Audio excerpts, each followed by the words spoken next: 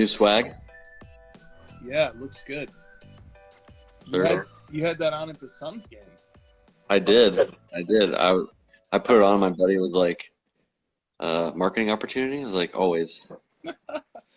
Maybe if you guys had like really strenuously counted 1, 2, 3, you could have perhaps gotten on the national TV cameras as some others did. With the 4K cameras. Um, we started doing that at the beginning, but then he was like making them and he was shooting it way before 10. So we just sort of like, yeah, 1, 2, okay. Yeah, he switched it up. I don't know why. He usually shoots between 11 and 13, and then he was This shooting. was like 8 or 9. And after a while, we started counting faster to try to get it to 10, but we still couldn't get it there. He was so fast. That's next level. You guys speed up the tempo of the counts to really screw with him. Well, the thing that the Suns do, I don't know if you noticed, but they all stand up as he's about to shoot, you know? And like, I don't know, nothing, I don't think any of that stuff actually works. The thing that annoys me about it is that he stands at half court and puts his hands on his knees and just stands there for the longest time, and the whole stadium's waiting. And then he walks the line, does like this to the ref so he could do his practice shot, and then he gets the ball. It's like, dude spends 30 seconds pre 10-second count, whatever. By the time I'm on my deathbed, which is hopefully many years from now, I only can imagine how many hours I will have spent watching Giannis go through a free throw routine. Probably several. Probably several. Well, since we have a guest in a few minutes, let me do some introductory stuff but not get too deep until our guest joins us. So, welcome to the crossover. Today is Friday, July 9th. And what announcements do we have? Do we have any announcements? My slabs. Ooh, that's a big announcement. That's a great. What do you mean? Talk about my slabs. Have they posted anything yet? I don't want to ruin anything, David. If you're on, stop me. No, I don't think anything has been publicly stated. But we like to give our viewers on Crossover the first dibs. We are officially ingesting My Slab sales on the regular into Card Ladder. Yes, we are. Yes, we are. I thought you were about to say we are ingesting my slabs. No. No. I mean, we were like passively taking in their sales, but now we're actively, syncing up with those guys and getting sales directly from them. Which is great. It's a trusted platform, vetted sellers, reliable data. Very, very happy to. Yeah, and a great team too. Great guys that work over there. Totally agree. That's terrific news. Do you have any mail days that you would like to show off from this week? No? I'm saving for national, man. You're saving them for national? No, saving money for national. I'm trying to build a little war chest here. Didn't you pick up something? I might have picked up a little something. This is Chris. So the other announcement, tomorrow's Chris's birthday, turning a young 35.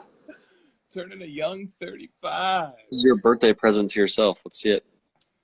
I would get myself something bigger than this for my birthday. This is a pre-birthday party. Okay.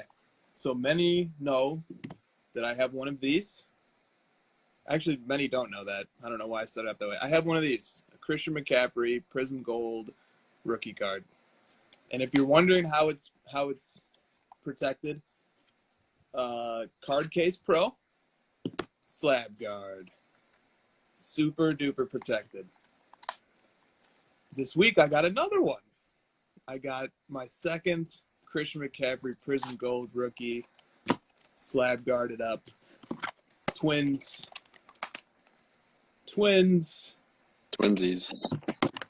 There's only one other one graded by PSA, and it's a 10. So I'm buying if you are the owner of that card. Dang, I asked you, would you trade, if that was the only option, would you trade the 2 9s for the 10? It's a good question. I don't know. Probably.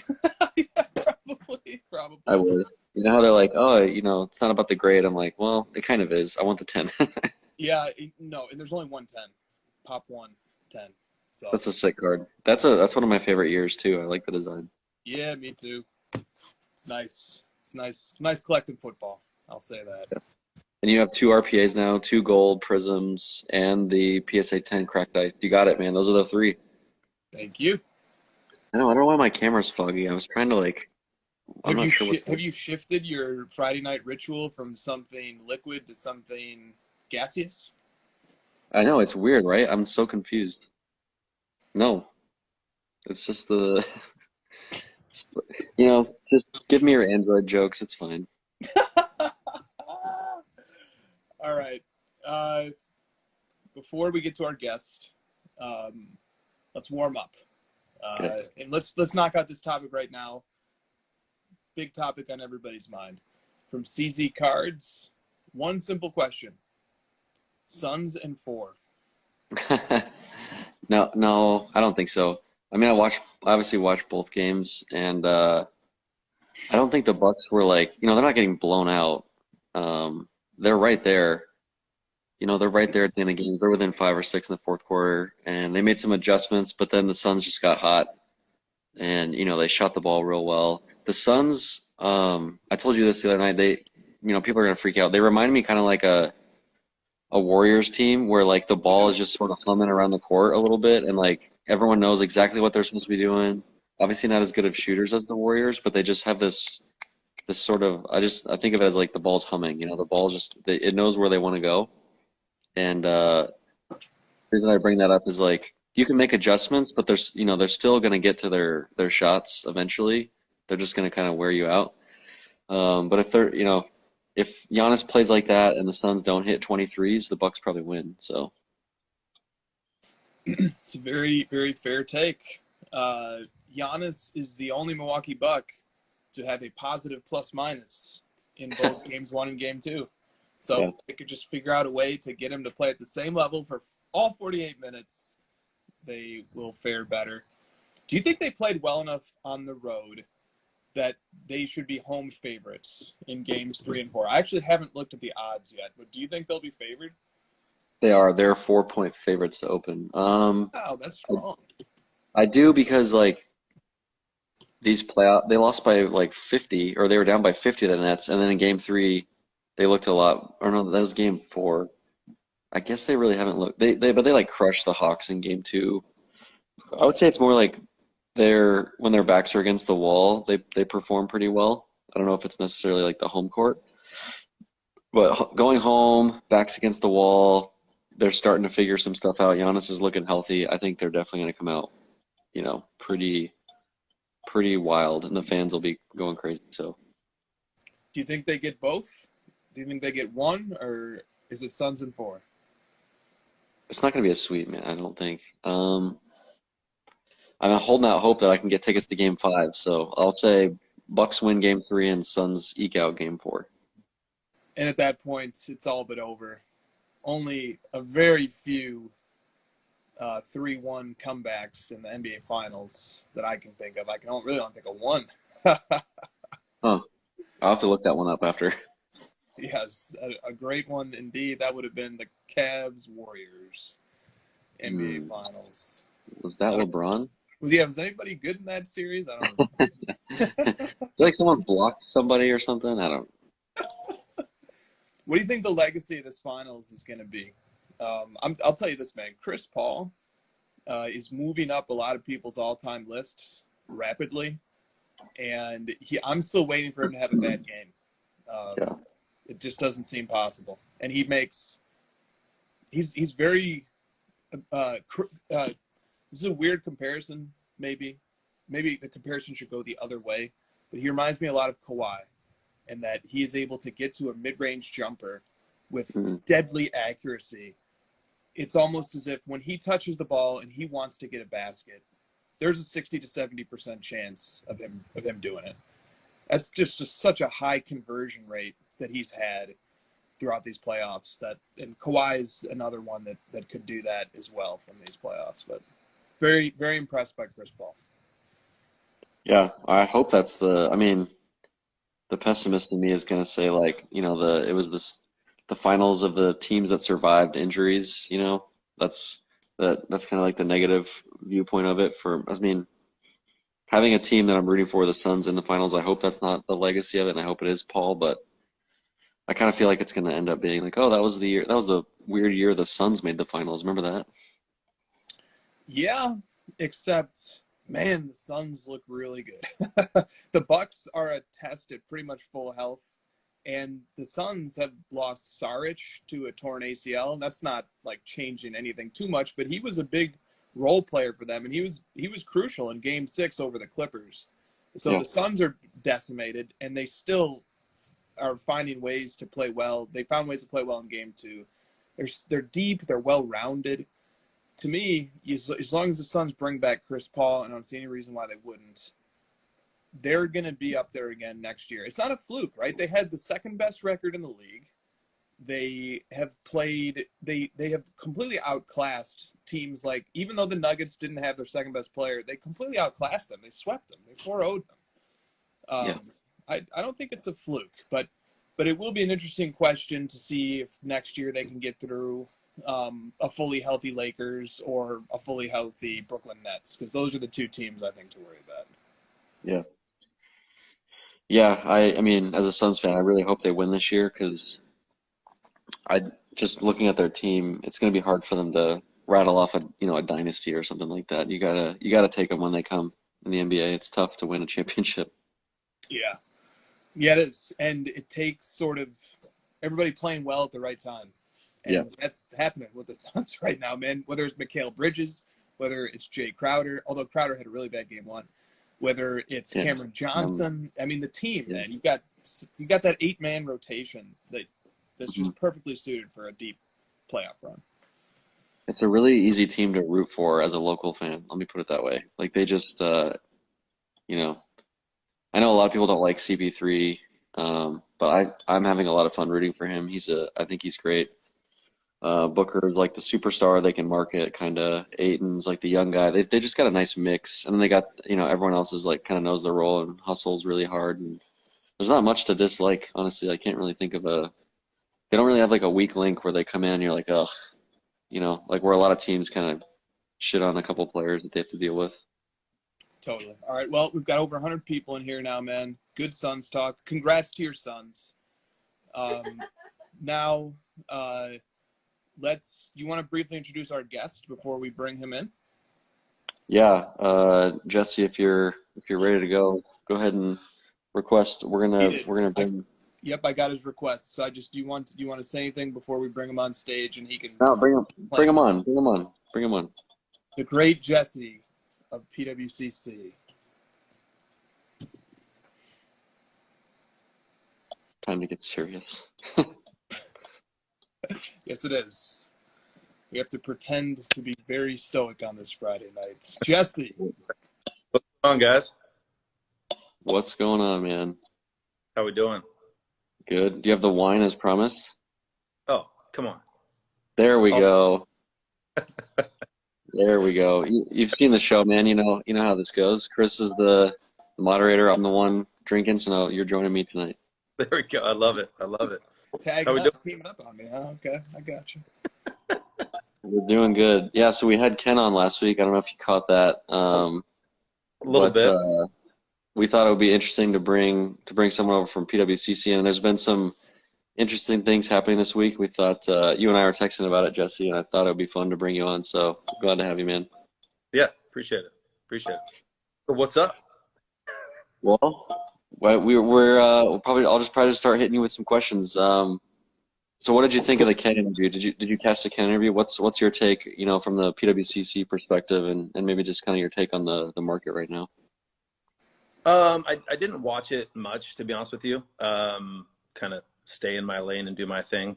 But as far as the market goes itself, I think it's rebounding, to be honest with you. We had a little dip, obviously, a couple months worth, and I think that things are picking back up. We've got a lot of it, I think, is focused around the excitement for the National. Everybody's jazzed. I mean, I'm jazzed. This is going to be an absolute zoo, and I'm going to love every minute of it. It's going to be great. We've gone 2 years without one now, and everybody's dying for a massive card show because, you know, for those who haven't been, the National is just a different experience. You know, you can go to Dallas, you can go to all these other shows, but the National is just a different beast. When you got Pops and Panini setting up booths there, you know, major corporations, it's a big deal. So super excited for the National. I think that's helping. I think that supply is drying up a little bit. You know, when you see record prices, everybody who's into it for 10% of that is going to think to sell. You know, unless it's a hardcore collector, they're looking at liquidating and capitalizing on those gains. So I think we saw a huge rush of supply that's dried up a bit. Cards are changing hands a little bit, and I think they're in stronger hands now. We're not going to see probably as much turnover as we did like the last quarter. Yeah. Well, why don't you plug yourself a little bit? What do you guys got going on at the National? The National, we're going to be having some good promotions going on for the Vault. We're going to be displaying all of our cards for our premiere auction that goes live in August. So it'll go live on Tuesday, August 3rd, and we're going to be taking some very late cards for that. So if we get any big cards that come in the show, anybody that's ready to just get it up and get it going, we'll be able to sneak those in. So that'll be fun. But honestly, just being able to see everybody. You know, I've met a lot of people via phone, email, text over the last 2 years and haven't got to meet in person. So I'm super excited to put some faces to some names and shake some hands. Damn COVID. Yeah. Jesse, I got to meet you in Wisconsin at the Wisconsin Dell show. You said something really quick that piqued my interest. You said the premiere auction is going live. You have one live right now, which has amazing cards in it, but you have another one going live in early August, and you are taking late submissions at the National. So if I walked up to the BWCC booth and had a card that I was thinking about selling in one of the premier auctions, I could actually submit it to you guys at the show. I don't have to ship it to you. I don't have to mail it. I could actually just walk it up to you at the show. 100%. Yeah. So we're taking care of all the shipping, fully insured back to the vault and back to our facility. So we're also taking vault submissions. You got 1,000. You want to drive it to the show, have us ship it back to the vault safely, fully insured at our expense, bring it. Let's do it. That's a great idea. I didn't even think of that one. That's a great idea. Yeah. How do you feel about the premiere auction so far? I know it's like kind of new, and how do you guys think the first one went, and how do you think the momentum's going towards the next few? Yeah, I think the first one was good. Timing was interesting with kind of the market. You know, I think that month itself in May, I did the math, and between 3 major auction houses, there was almost $100 million in cards sold in 1 month. So that's a lot of dollars exchanging hands in our industry, and everybody had some cards that fell flat. You know, Ken had them, we had them, Heritage had them. Some cards did really well. I think basketball suffered more than anything. You know, I think that football's done pretty well. You know, we had a couple Brady cards that did really well, and you know, I guess we had a Curry RPA that I think did pretty well. But yeah, May was interesting. This one, I'm loving it. You know, we've had a lot more registered users since the last one, so we keep building and building on that. This one's a little bit more condensed because I think what happened is there was so much supply in May that people and prices were a little bit lower than people expected. Everybody's hanging on a little bit. You know, they're like, oh, I don't know if I'm ready to sell yet. So less supply hit the market for this auction, but I think it's going to be the opposite for August. Yeah, I thought I agree with all those takes. This is a tougher question for you because that's what we do here is we ask tougher questions. Chris and I have pointed out a couple times that, you know, there's all these companies popping up, bringing in these new services and features, and we've always kind of pointed out, like, PWCC's had those for years. Like, you know, the vault is kind of an easy one to point out. What is your guys' take on sort of, you know, all these new companies coming in and you know, bringing in competition for you guys and sort of not copying you necessarily, but, you know, bringing in sort of the same kind of things you guys have had for a while? Yeah, I mean, what's the saying? Imitation is the greatest form of flattery, right? Like, I think competition is good for our industry, to be honest with you. I think there's plenty to go around. And yeah, we have almost a 3-year head start on everybody because we were the people, really Brent was the crazy lunatic that decided to build a 2,000 square foot vault in the center of a building, right? When nobody'd ever done it before for trading cards.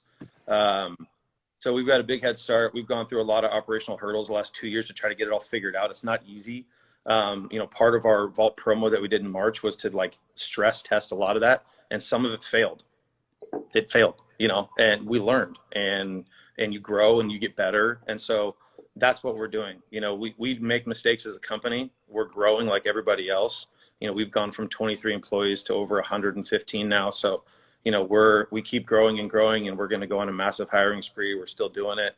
And we're putting our money where our mouth is, and we're investing in PWCC and our company in the market. And, one thing that we've always tried to do is build infrastructure to support the market, right? That's something that we focused on, create liquidity for our clients, which is super important. And our partnership with eBay and the ease to sell assets at, the click of a button is something we've really focused on.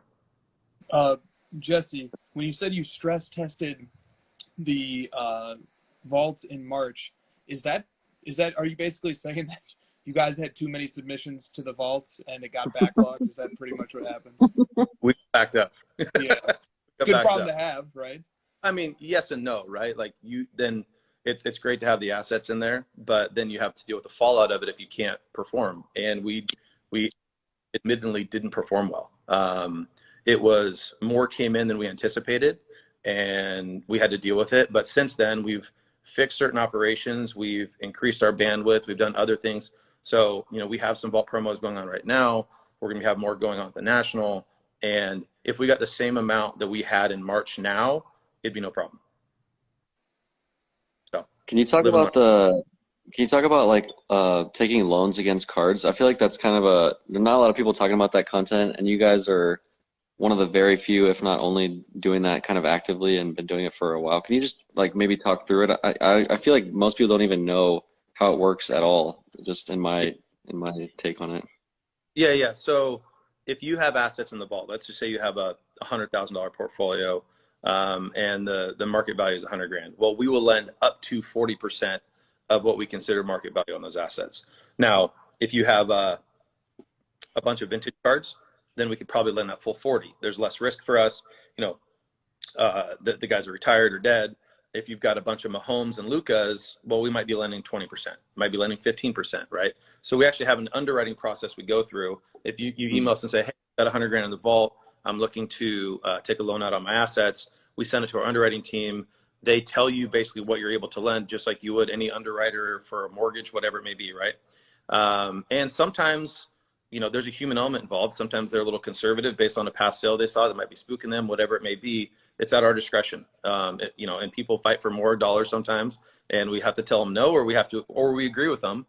You can make an argument for it, but yeah, it's a level of risk for us, and it's an analysis that we do, and we lend on assets in the vault, and they're held as collateral. So if you go to move them, well, there's some hooks in there, so you might not be able to move them as easily, right? But it's really easy cash if you need to buy a card or leverage something. What's the interest rate? It's a point a month right now, and there's a 1% origination fee, and they're 3-month terms. So they're short term, and you got to go the full 3 months. So, we're not a bank. We're not going to go through like prorating, 48 days worth of interest. It's like, look, if you sign up for a 3-month loan, you're going to go the full 3 months. You need to pay it off at the 3 months. If you want to extend, we can both agree to mutually extend, and then we can go another 3 months and another 3 months. Like we haven't had to call any loans due because of a need for cash. We have, we actually sell notes to the general public, and some of you guys might have seen an email come through today. We're raising more money because we have, I believe, over $25 or $30 million in vault loans out right now to our clients. So, so we lend money to the general public between 6 and 9%, depending on the value that they lend us, and in turn, we lend that to fuel our what we call VPLs.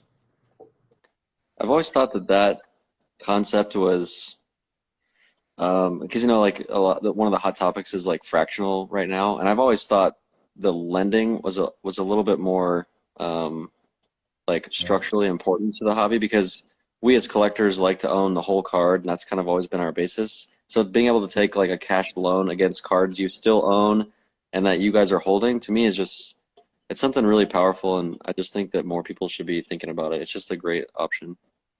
Yeah, and it can be short term too. If you're in a crunch or a pinch, it's just 3 months. So you might pay a few percent to get that card that you desperately want, and then you can maybe take a few months to sell some assets, raise money elsewhere. Maybe things are just a little tight, whatever it may be. Yeah. Okay, so we talked about this. This is kind of going to lend into the topic of the week a little bit. All-time highs on cards. Are we allowed to count? Are we allowed to count cards that sell fractional pieces as all-time highs? Because you guys got into the all-time high game, so now you got to speak on it. Yeah. So I have my personal opinion, and I think you guys probably know that. Look, what it comes down to is really the verbiage of it. You can't say it's a sale when the entire asset wasn't acquired. Okay. If it's not an individual or two individuals or whatever it may be, it's a valuation at that point. So if somebody buys 51% of a card and the owner retains 49%, well, that means that they bought it with a valuation of whatever that is. Right. And so it's not like, I was making the joke to one of my buddies, and I'm like, hey, I'll buy 0.1% of your card for $7,000 and we'll break a record and sell for $7 million. So it's like, it just, to me, a true sale is someone who buys the asset for that amount, takes the full risk themselves, and that's a sale. You can make the argument with fractional and crowdsourcing and those kind of things, right? But I feel like when you do the crowdsource thing and do the fractional, it limits everyone's risk. Like, it's easy to throw $100 at something and pay 30-40% over market value. Now, if we want to use those as a gauge for like what perceived value is on assets, fine. But like, to publicly announce that they're records, to me, is a little watered down when it's done via the fractional or what Lior did. Now, look, to be fair, I love a lot of the fractional companies. I think, news for the industry is great. I love that Lior made it all public and we're all talking about it and it's creating all this stuff. So I'm not mad at all. And I wish Lior the best. And I think the card's amazing. I don't disagree with the value that it was at all, but I would have liked to seen him fork up the full 5.9 if we're going to go out and talk about it like that. That's all. Yeah, the one argument I have is one of the reasons that you would say it's an all-time high and that you're putting the stamp of value on it is because it is hard to find someone that would be willing to pay that much money. And if someone's not willing to pay the full dollar amount on a card, then it's technically not really worth that, right? Like, no one's, like you said, no one's willing to stomach the full value of it. And right. So if someone's going to pay me $6 million for one card, then it's it's worth $6 million. If so. No, I'm with you on that. I agree. Adam Lefko suggested that there could be a belt, like a championship belt, and whoever owns the highest price paid for the all-time high price for a card gets the belt until somebody else pays a higher price. Do we think? So then there's a heavyweight belt. There's like a world USA belt, because there's like, the best modern sale, vintage sale. Like, we got all these. Somebody consolidates all of them and become the unified fractional valuation belt. Yes, I do like this idea. Even if it's a digital belt, an NFT belt, I still think. I love it. Okay. You guys gonna coordinate that? Somebody has to do it, right? I think we could be the belt monitoring committee. Yeah, we'll be the final say. Good. Do it. So who wins in a fist fight, Brent or Ken? Hey, I'm not gonna lie. Brent's what? You cut out. What do you say?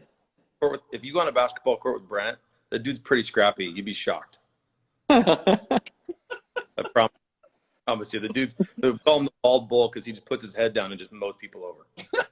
Yeah, Ken's been working out, man. Ken's fit, I don't know. Ken is also always hydrated, so you got, don't underestimate a fully hydrated. Yeah. We know Jesse would beat both of them, so we'll just leave that. Yeah. Oh man, how's everything going? Go ahead. Good. Say again, Jesse. I'm sorry, it cut out a little bit, man. Sorry. How's everything going in your guys' world? How is everything going in our world, Josh? It's a busy world. It's a crazy world. We own a business in the card industry, Jesse. How do you think it's going? We're busy as hell. No, fair. Yeah, it's busy, man. I don't know. Got a lot going on. Good to hear. Anything new coming up? But plug yourself in your own show. Plug it. Let's hear it. Yeah, that was a really poor choice of words, huh? That one's gonna come back to me. Every time I mess up the words, they come back in the DMs. No, I mean we were talking about my slabs before. We're pulling in my slab sales, and then Nice. we sort of hinted at some new stuff coming last week. We don't want to get too much into it, but we got some new pricing stuff that we're excited to talk about in a couple weeks. So just working on the app and trying to grow everything. Yes, we are. Jesse, before we let you go, let me give you a couple comments that had come in earlier. Sports Card Sure. 16 said, loves the small amounts of cards in the premier auction. Really like to see that it's not flooded and stuff is getting the attention it deserves. I believe this premier auction has 66 cards, and I was able to digest all of them. It was nice. It was a nice, tasteful selection. The flip side to that is if you have an auction that has several thousand lots, there is a perception that maybe something's going to fly under the radar.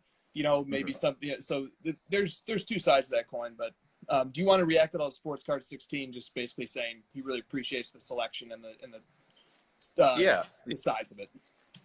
totally. No, we agree. And the premier auction has a floor to it. We're adjusting that based on feedback we get from our clients. And actually in August, we're going to lower it to 25K. We've had a lot of cards between 25 and 50K that very confident amount for people requesting to get them in. So we're going to lower it. But look, there's a lot of work that goes into the premier cards, right? We do a 360, which nobody's ever done before.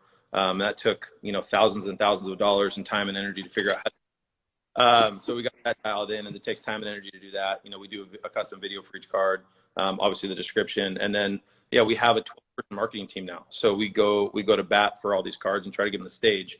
The first one we had, we let it run for 10 days. And look, this is a learning process for us too, right? Like we're trying to figure out like our little niche within the high-end card market.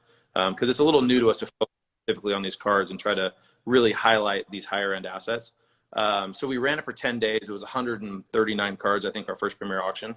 And our marketing team actually said they didn't feel like they had enough time to highlight everything in the process.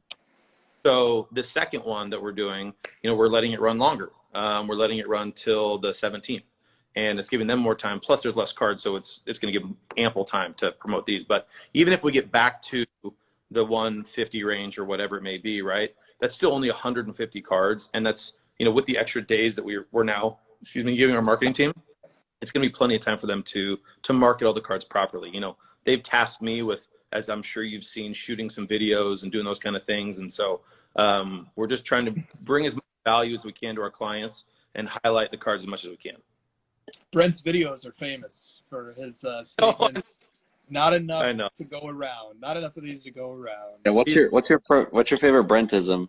Oh man, actually, so Brent's an engineer, right? And he's a super smart dude, tons of words, right? Yeah, you love that one. And so in our leadership meetings, I remember one time he dropped the word orthogonal, and I go, Brent, what the hell does that mean? Like, don't make me feel stupid. So he's a big guy. He's a genius in my mind. He's a smart dude. But yeah, he's got a lot of one-liners to use on those videos. But I mean, you got to imagine you shoot thousands of these things. Eventually, you're going to latch onto a few one-liners to kind of out. No doubt. Yeah. Cardboard Connects wants to know, is PWCC going to be Blazers season ticket holders next season? I don't know. We haven't really we don't own any season tickets anywhere. But I mean, I'm a Laker fan at heart. Blazers are my number 2 team. I would love to have Blazers tickets for our company. So maybe I'll put in a good word and see if we make that happen. All right. And let me hit you with one last question. This one from Collectible Fund. He says, this is a tough question. Why did you decide, PWCC, to make the vaults unavailable for phone-based customer services? That seems like a pretty big infrastructure deal. Do you want to address that? To make the vault? Oh, you Yes. mean our customer service where we don't have a phone? Yeah, he just says, why did PWCC decide to make the vaults unavailable for phone-based customer services? Oh, yeah. That's easy. We got bombarded with people calling, asking questions that are very, very simple. And I'll be completely honest on here. People love to talk about their cards, and it's very difficult. It's very difficult to get people off the phone. It's hard to get people off the phone. And some of our customer service people don't know a ton about cards, and they're just like, yeah, okay. but it is hard. And so we had to make the conscious decision to turn off the phones and go to an email system because that's just honest. Jesse, did you know that I have 2 Christian McCaffrey Prism Golds? Did you know that? I saw that. I saw that. Their serial numbers 8 and 9 of 10 in sequential order. Are you going to get all of them? Very pleasing. Sorry? You're going to try to get all 10? I'm going to first try to get all 3 in PSA holders, and then we'll worry about the other 7. So, Hey, Chris, cover your ears for a second. Cover your ears for a second. They're Brent, covered. I mean, Jesse, it's Chris's birthday tomorrow, so just humor him for a second. Happy early birthday, bud. Wow, Christian McCaffrey, man. What a PC. Funny, my buddy's wife is Jared Mayo's sister. So if you're a former Carolina Panther, but anyway. Terrific. Good. That's great. All right. That's all I needed to hear. McCaffrey's having a big year. Huge year. Yes. Just hopefully a healthy year. Okay. All right, Jesse. That's all I've got for you, man. Josh? Can you put in the good word for us to get Brent on this show? I think that'd be a good one as well. I'll see what I can do. I mean, that doesn't sound good enough, but I don't have a Not choice. enough Brent to go around, Jesse. It's probably not good enough, but you might have to just live with it. It's critically important that you get him on the show. I'll do my best. That's a critical. Good. All right. Thanks Jesse, for coming on. Thanks for coming on, man. Yeah, all right, thanks. guys. See you, man. All right.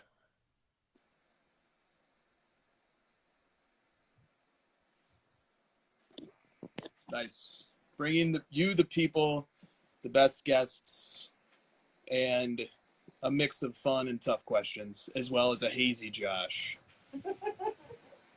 Hey, I mean, you put it in my head that like people liked the last one with Ken, so I was like, I got to keep that going somehow, or I got to play to the character, or whatever. Oh, it was very good. To say people liked it was an understatement of epic proportions. Like, that was by far the most feedback we've ever gotten on a crossover episode. So, And I was feeling saucy about the fist fight question, so we'll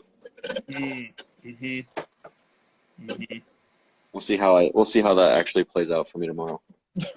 Okay, good. All right, there you go. All right, let's debrief the Jesse discussion a little bit. Sure. Yeah. Jesse says the market is rebounding. Everyone is jazzed up for the National. There's going to be major corporations there, Topps and Panini included. Cards are in stronger hands now. What do you think? Reacts to his state of the market.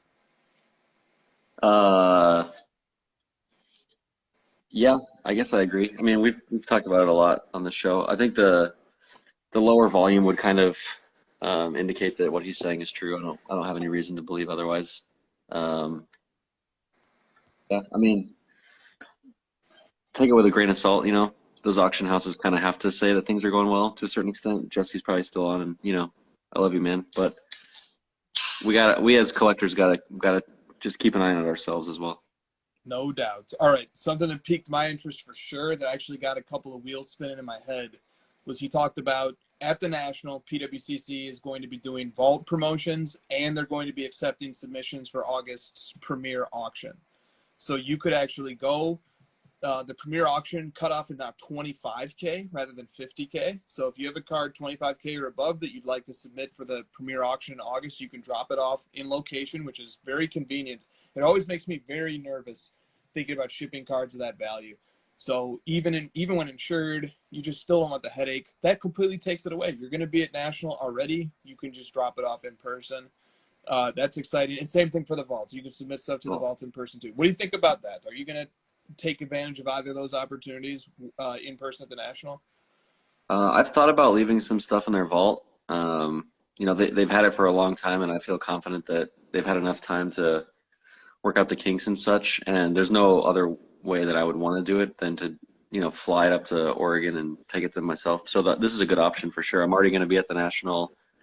If I can take a few cards and leave them with him, you and I love having our cards with us and in the same city as ourselves. So that's a little awkward to just kind of like, here, take these and take them away from me. But it's a nice option for sure. Yeah, I thought that was really cool. I might, I don't know, I might send something to auction. We'll see. Okay. Then he said, regarding the Premier auction, he said there's been an increase in registered users and bidders for the Premier auction, which obviously is going to happen. It's still brand new, and the registration process is tough. He said there was less supply in May's and in July's Premier auctions. He's thinking there's going to be a lot more not a lot more. There's going to be more in August. What do you think about that? Do you think he's right? And if so, what does that mean? I don't think a lot more. I think that the supply is gonna kind of even out here for a little while and flatten out. I don't think there's gonna be a big spike because usually the supply will lag behind the market, like really bumping up heavily. Like Ken talked about that last week, where he's been getting bombarded with PSA 10 Jordans, to the extent of, like, I think he said 50 or 60 copies. And that's been like a lagging thing since February, when we really took off, January and February. And he's still, getting through it now. So now that we've gone through 3 or 4 months of down, I think we'll still see that lag of a few more months of lower supply. So I mean, eventually, sure, it'll fluctuate. I think it'll be a little bit while until we see that real bump. He said PWCC has gone from 23 to over 115 employees. Over 115 employees. That's a lot of employees. And they're still on a massive hiring spree, he said. So, Yeah, if there's anybody in the chat who wants to work in the sports card industry, and I don't know why you would, but if you want to, send an application to PWCC if you're qualified, obviously. But B, what is your reaction to the fact that PWCC has gone? I don't know what the time span of that was, but it must have been pretty recent for those to be the two endpoints on the spectrum, 23 to 115. That is a huge expansion. That's more than 5x. No, less than 5x. More than 4x. I think that an intelligent person that's trying to study markets and try to understand where things are going is going to look at a lot of different variables other than just what's the price of these cards that we all know about going up or down. Or there's a bunch of different variables that we've talked about, and that seems like a pretty interesting variable to me, which is like, how much are the businesses that hold up the infrastructure of the hobby or the market you're talking about, how are they scaling their business internally? Because if they're hiring that many people, they know more than, they can say just with as much confidence as anyone else how much demand they have, how much, new collectors they have to take on, and, new clients and stuff. So if they are getting that sort of hiring process ramped up that quickly, that means that there's a ton of demand. And the other variable that this reminds me of is the number of people at a card show. It's a very physical, tangible number for us to point to, as opposed to, like, I think there's more collectors than there were before, and it's harder to say that with certainty without numbers. But if you can tangentially point to things like foot traffic at a show, employees that businesses have, and their hiring, I think that's, that speaks to the overall growth of the hobby, and not necessarily just, the prices of individual cards going up and down. It sure does. And I don't know if they were talking about over the last year, maybe a little bit more. The card letter index from last July to this July has gone from 7554 to 19,671. So it is little bit less than 3x, the card letter 50 index. Whereas going from 23 to 115 employees is a 5x. So interesting that PWCC has expanded more than the card letter 50 has increased as a multiple. And I love the take that businesses have a lot on the line when they expand business, bring in new employees, and scale and prepare for the future.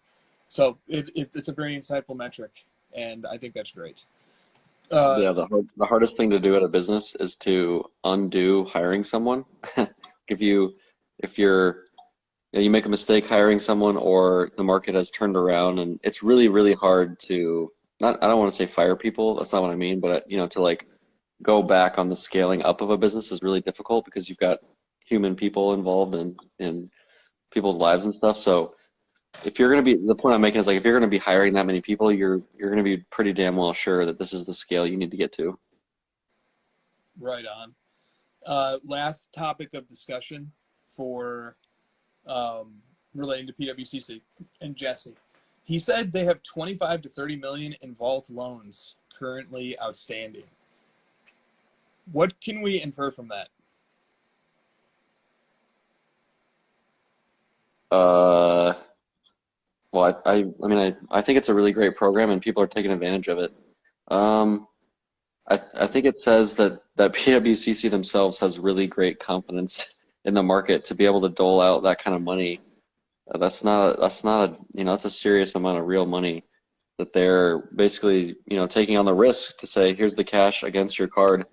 And if the card market really took an actual, shit and tanked and everything, they'd be the ones responsible for a lot of that. And they'd be trying to scramble to figure out what to do. So they obviously have a lot of confidence in the overall market. Again, another small indicator, another variable we can look at with hard data to point to and say, like, this market is for real. No doubts. And the PWCC certainly is, they lend, I think he said 40%. They'll lend 40% of the market value of what they're holding. So On the player. Yeah, I mean they're pretty well collateralized there. Yeah, They're pretty well insulated, but I agree that's a strong vote of confidence. But 25 to 30 million, it's a lot and it's not at the same time with respect to the market cap of sports cards. But if nothing else, PWCC is certainly providing a lot of liquidity to people to make moves and keep money flowing through the hobby. And that was a really interesting metric to get a measure on. So that was great. That was really insightful. And I appreciate, PWCC, Golden. These are two of these guys are doing hundreds of millions in annual revenue. Very important businesses to the hobby.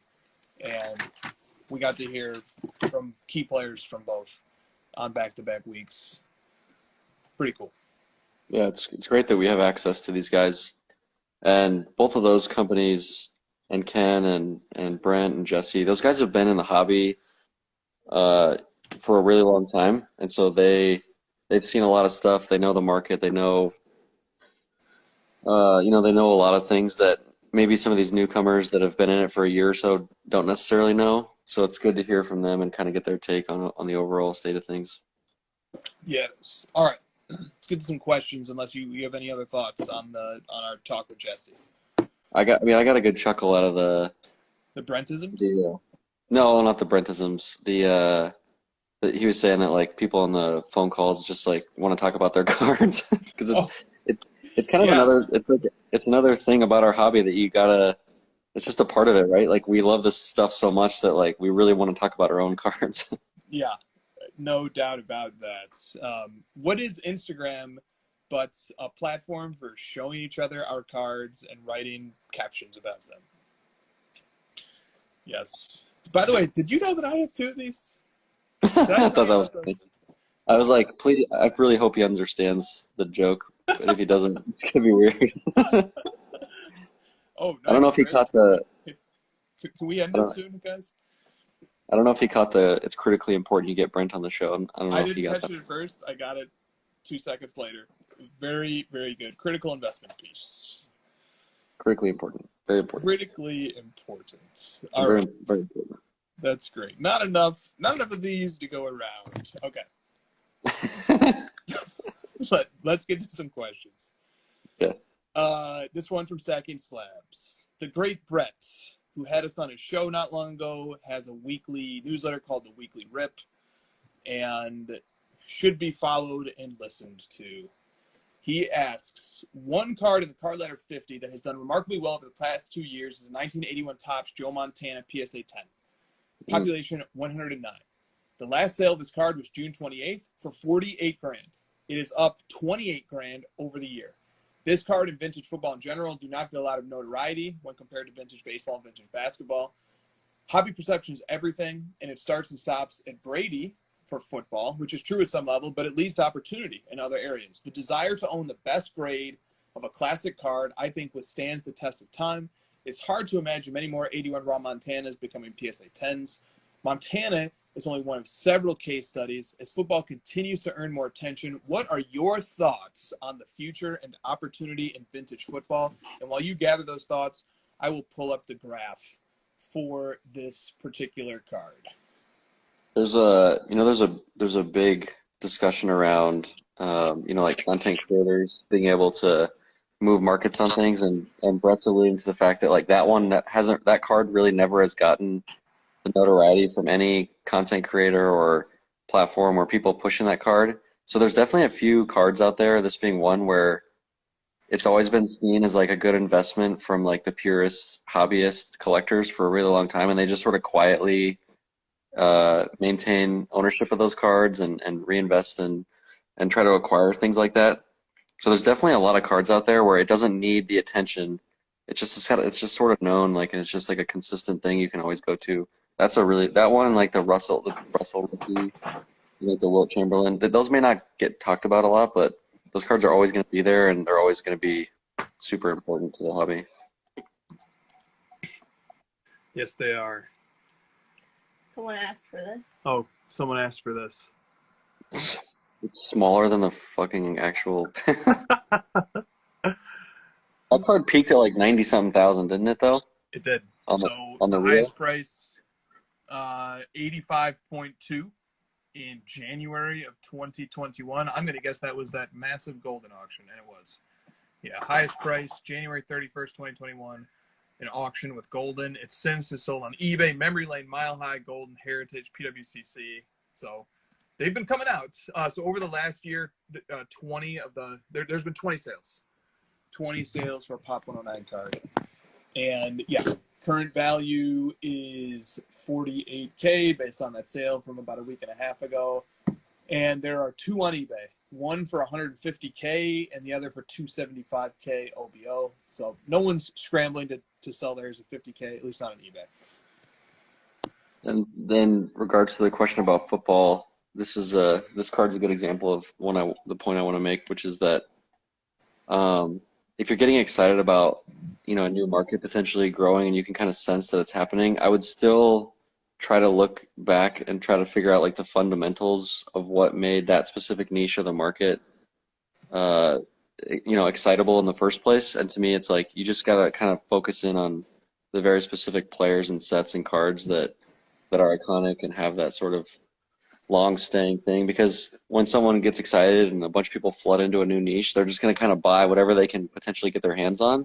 And a lot of that stuff, if the overall football market comes down because people got overly excited and they just flooded the football thing, the stuff that's going to hold is the stuff that has always done well. So just kind of keep that in mind if you're going to jump into something new. Well said. Thank you, Brett, for the excellent question. Drake's PC, another football question I'd like to get to quickly before we get to our topic of the day coming up, folks. One more football question, though. Last week, there was a long discussion about Peyton Manning and his place in history and in the hobby. As a fan and collector of him, I enjoyed it. What are your thoughts on Drew Brees, though? Today, Drew Brees seems to be very polarizing, but he seems poised to be relevant in retirement. Do you see public sentiment and opinions changing on him over time? I think he has a deal with NBC, if I'm not mistaken. I think he's gonna stay relevant for sure, and his stats are just super gaudy. Like his passing yards record is just insane, and he's got I would say that I don't think he's as popular as Peyton Manning. I don't think he ever quite peaked as high as Manning's popularity, but he was definitely like super incredibly consistent. Played for a really long time I know he played for the Chargers, but mostly with one franchise. I don't know. I guess that I wouldn't put him in the same category as Manning, but he's definitely close, and I don't think you can really go wrong with Drew Brees. Just some quick background on Drew Brees: a Super Bowl champ, a Super Bowl MVP, a 2-time NFL Offensive Player of the Year, a 13-time Pro Bowler, 7-time passing yards leader. Very decorated. Here's some of his NFL records. Most career passing yards. That's amazing. Most career pass completions. Highest single season completion percentage. Most consecutive games with a touchdown pass. Most pass completions in a season. Highest completion percentage in a game. Most touchdown passes in a game. That's awesome. This guy is goated. Is that it? Yeah, he's definitely the stats the stats king of all those quarterbacks. You know, Brady's got the rings. I think Manning's got the popularity, and Brees has got the stats. There you go. All right. Thank you for the question, Drake. We like to spotlight an all-time great quarterback when given the opportunity. I mean, it's one of those things that, like, do we really need to? We all know his stats. I mean, you rattle them off, but, like, I guess if you have to, like, explain a lot of things about a player, then probably not worth getting into. You know, if I don't have to really say much, it's kind of obvious, then there you go. Yes. All right. Let's get to the topic of the week. The sale of the Steph Curry National Treasures Logo Man 1 of 1. I pulled up the first news article that I could find about it on Google, and here it is. Here's the headline. This is from Forbes. This is the headline, folks. Breaking. New record set for most expensive sports card. Steph Curry rookie sells for $5.9 million. All right. This is what the headline said. But here's the top line as opposed to the headline. Alt Fund 2 announced Tuesday it purchased a 51% stake in a 2009 Curry Logo Man autograph at a valuation of 5.9, setting a record for the highest price ever paid for a trading card. Okay, so most of us know the story here. It's a 1 of 1. It's graded a PSA 8. The previous record holder was a 2003 exquisite LeBron James rookie, which sold for $5.2 million in April. All right, so this was the Forbes article. We just like to we don't speculate when possible. We like to get into the facts. What happened to Josh? I only see Wash on my screen. Before Wash and I dissect this, let me acknowledge the questions on this topic. There were 3. First one comes from, I don't know how to pronounce your name, man. You should DM me and tell me how to pronounce this. Cow Cards says, Curry Logo Man sale. I thought we are in a bear market. Love your show. So there's a nice take on that. A positive Glass FL take. JHC Cards says, the purchase of the Curry, not so much the value of it, but the ethics around the announcements and the confusion around the valuation compared to how much they paid. It came off a little misleading, which showed another reason that us, the consumers, need to understand the full story and hold everyone accountable, from companies to YouTubers pumping cards they own. A company of their size can hold big power by labeling purchases as record prices when it's really not what went down. And finally, Card Porn says, you've got to learn to walk before you can run. Please talk about big business entering the hobby but not wanting to play by the hobby's rules, trying to trick and confuse the public with claims of record-breaking prices and the like when the real picture is something entirely different. Then when they get caught out, they claim that they are trying to bring new attention to the hobby, which is a good thing. Being deliberately misleading does not endear you to the hobby, which is built on hard work and trust. What can these companies do to still get a competitive advantage, but do so in a way that plays by the hobby's rules? All right. Let's go, Wash. No, I think those things you just recapped kind of gave my opinion very nicely there. I think it's very misleading. That's the problem, is that, you know, if you're trying to attract people outside the hobby, which is clearly the goal of like the headline things, because the hobby people, you know, we're not going to get super excited about these, you know, record smashing deals because, you know, as collectors, as Jesse pointed out, our goal is to like get cards for ourselves. And a lot of these cards are just completely unattainable. So it's just like these headlines are just mostly for the general public to get excited about the hobby and get them interested and bring them in. But if you're immediately like misleading them, it's very frustrating. The first article you find, the literal headline, and then the very next sentence say completely different things. So which is it? Well, the headline is the one that most people are going to read and react to and share on their Instagram and get all excited about when it's not the actual facts. So it's just misleading. It's frustrating because we as industry leaders, people within the hobby who know what's actually going on, it's up to us to distribute the facts as they are. And so if we're trying to mislead people on the market value of cards, now to Lior's credit, I saw the interview with Lefko. He said he would have bought the card at the 5.9, but the seller didn't want to sell the full 100%. So, which is fine, like, okay, so the value of the card may very well be 5.9, but the reality is there was not a sale. That's the difference. That headline you posted, there's not a consummated sale of 5.9, which is the indicator that we use a card ladder to indicate true market value. Is a sale, a complete 100% sale has been consummated. Yes, we do. Also, Lior kind of gave a couple different answers to the question of would you have purchased the card outright if you could. Sure. Ultimately, I think he settled on the opinion that they didn't want to allocate more than $3 million to that card for alt fund number 2, because they want to keep that fund diversified and they don't want to allocate too much of any fund to any category. He said maybe they would have thought about purchasing more of the card but allocating it to a different fund.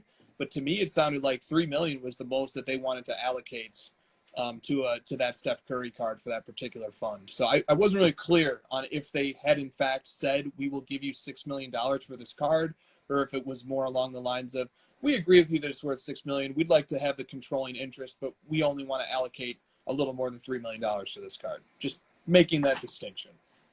So again, like that's the point I was trying to make. You could say it's worth 6, but if someone's not actually willing to pay full $6 million and buy 100% of it, then it's actually not. Yeah, that's a very big distinction, and you have to be careful with your words. If you're gonna say, "Oh yeah, I would have bought it for 6," and then follow up with like, "Well, we prefer 3."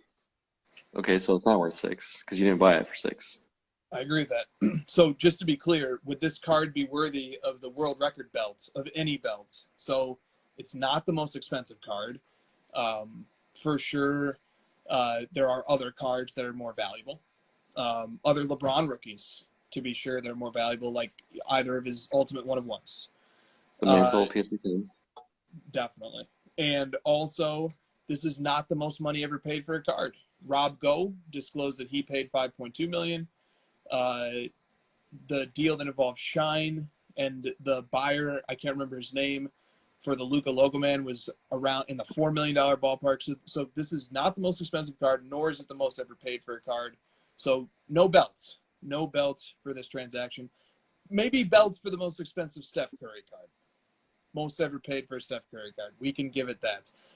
Here's an issue that no one's talked about, but that is very important to me and to us at Card Ladder, okay? Because we care about the data, and if there's a sale out there, and if there's a valuation on a card, we'd like to be able to report it to people, all right? But do you remember, we didn't report the price or the sale on the Luca Logo Man. And we didn't do it because the verification level, especially at the time, this was when we were not open to private sales. The standard has loosened, and given things, it might be a different outcome if that sale was reported today. But back then, we were not taking private sales. And here was all the things that Shine had reported on that sale. He showed an invoice of the purchase.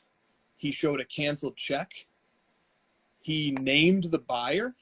He tagged the buyer so that anybody who wanted to inquire with the buyer could investigate until their heart was content and ask that person questions as well.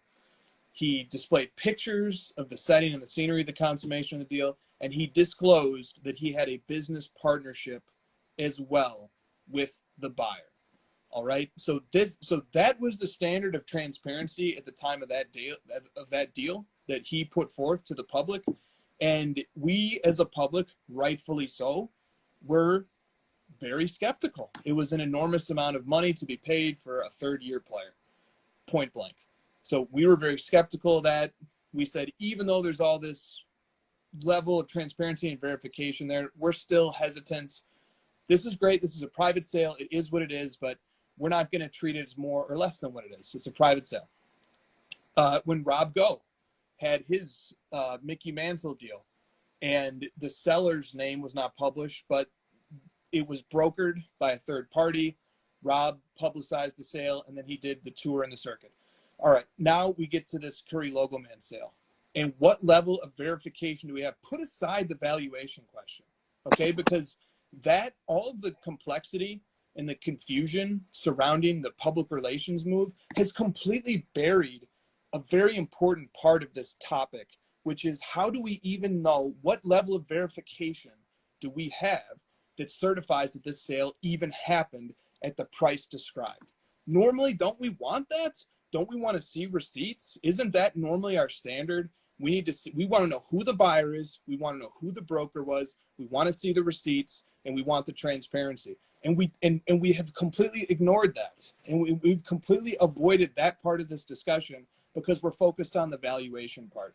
So I just wanted to back up, and because that was the first thing I thought of from Card Ladder's perspective. Is there enough evidence here for us to be able to certify that a transaction happened? And there's really not. There's not. That's just the standard of what we would expect as a community, transparency-wise, the type of documentation and verification that we would want to see.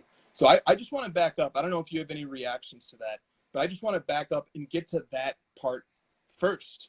What proof do we have besides the buyer's reporting that the sale even happened? Yeah, you're right, man. I don't have anything to expand on. I think you explained it perfectly. The other thing I thought of, not to change topics on something you brought up that was super important, but the thing I thought was like, that's a fucking sweet card. And here we are talking about fucking percentages and valuations and funds and all this stuff. And it's like, what a sick card that's been unearthed that I didn't even know existed, to be quite honest. I didn't even know it existed. I want to know more about the buyer and the seller and the provenance of the card. And I want to know, who pulled it. And I want to hear about like, the card. It's a sick card, man. You don't see stuff like that. And it's like, oh, 51%.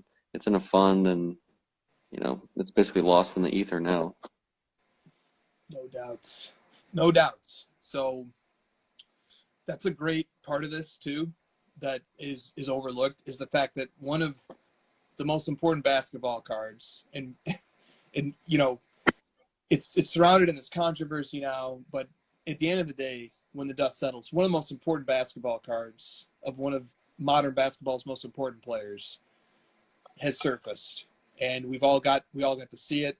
And no matter how much was paid for it, it definitely is a multi-million-dollar card and an incredible card. And that's good. That's a great point to emphasize and to take away here. The story that would have been better is the Lucky Show sold half his collection, or maybe all, and I don't know what his collection's worth. $6 million's a lot. Sold his whole collection, and he bought that card, and he triumphs as this like hobby hero that owns the. Those are the stories that I like, just personally, being in the hobby for a long time. I don't get excited about these, record smashing deals of one rich person buying it from another rich person. It's like, yeah, great. I agree. I want the story of the person who's like spent a lot of time and effort building a sweet collection, and but I can't have it all. This is America. This is how it works. I get it. In fairness and in recognition of my the way I've been trained to think over the course of my education, my adult life, let me just give voice briefly to the other side. And the other side would be this. The valuation is based on an extrapolation. It stands to reason that if 51% of an item is worth $3,009,000, then you can extrapolate to figure out what 100% of that item would be worth. That is the basic logic of how a $6 million valuation was achieved. And it seems to me that the purchase was done by reasoning backwards and saying this card is worth $6 million. We'd like to own a controlling share. We're going to pay 51%. Again, I don't think there's nearly enough transparency surrounding documentation of how the deal happened. Did this card pass through 2 or 3 different hands before it ultimately made it to the fund? In other words, did somebody go out and find the card raw, they acquire it, then that person serves as a middleman, and then that middleman takes it to the fund? And does anybody at the fund get involved before it sells to the fund? We need to know the chain of custody when it comes to trying to accurately assess a valuation. All right, but that's just for the purposes of documentation, transparency. There's a lot of things that we need to know. All right, but that's how they reasoned backwards to get a value to figure out that $3,009,000 is 51% of $6 million. And then what about the press release? So is it accurate to surface public knowledge that a card valued at $6 million was acquired at a 51% clip. And following the logic that was used to extrapolate value based on the price paid, that's fine. That is consistent. In other words, they're taking a leap of logic that's not a huge leap to extrapolate value based on a 51% acquisition. And then they're reporting it in that fashion for the purpose of headlines, for the purpose of establishing a new record high sports card. And so the purpose there is, and the question becomes, do the ends justify the means here? Is it okay to hype up and to package information in such a way that might be misleading, but that ultimately generates headlines for sports cards, generates enthusiasm, and, as is a popular cliche in our hobby, grows the pie bigger? So that's the other side of it, and the best justice that I could do to it. So, all right. This has the chat fired up. Let me send a shout out to Jeremy Lee, who is in the chat, holding court marvelously. And in Cardboard Veritas kind of speaks to what you were just speaking about, Josh. He says, I think most people doing these type of deals could care less about any belts or headlines. Most people doing deals at this level are moving in the shadows, not the spotlight. I think that's such a good point. Up until a year ago, when fractionals really became involved, and fractionals, I think, always instinctually, inherently understood the importance of setting public comps, that if they just move in the shadows and acquire these cards privately, there's no way to peg the value on a certain date and then extrapolate what it's worth later.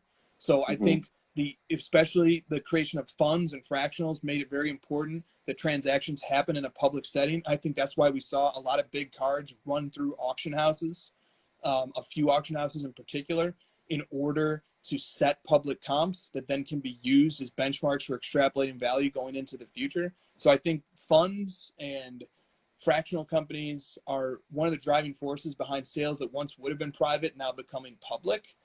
And, what do you think about that? That once upon a time, these would have been deals that would have happened privately, and now they're happening publicly.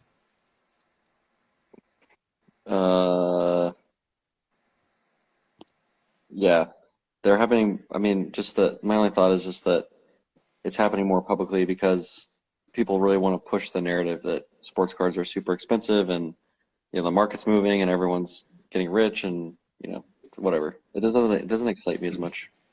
It's fine. I get it.